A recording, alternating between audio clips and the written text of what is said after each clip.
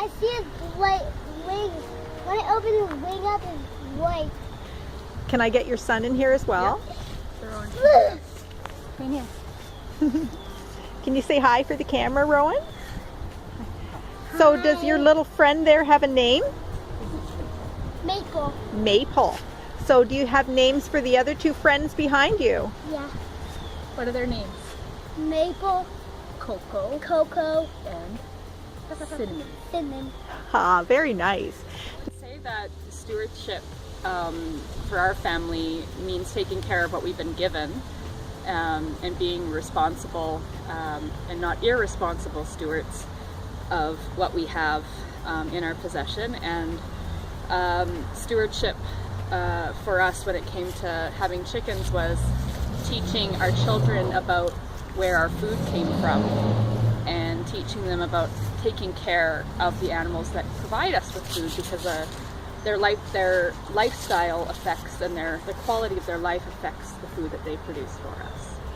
How have you found having chickens and raising them inside city limits has helped you with your goal of teaching stewardship to your children? Well, it definitely is nice to have a city that allows for this type of project, and the permissions that we have to have something like this is really great to start, and to also show our kids that it's possible even within a city to do something like this. Normally people would equate having chickens with being on a farm or having a small piece of land outside of city limits, but having it right here brings our food sources closer to our home and has definitely been a great project for the kids.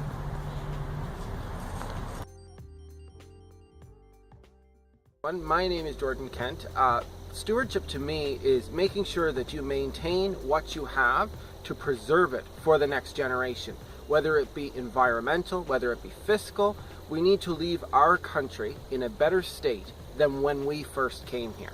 And with the effects of climate change and with the effects of our day-to-day lives, we need to take time in our busy schedules to reflect on what we have and to find ways to preserve it for the future. We've got a 15-acre lake and a beautiful river that runs right down the middle of the property.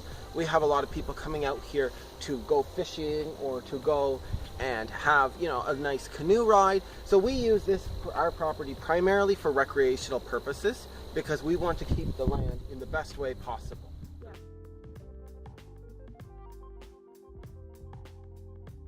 I'd like to leave it to nature to decide what it does, because we've got habitats here. We've got deer that run across here at 6 in the morning.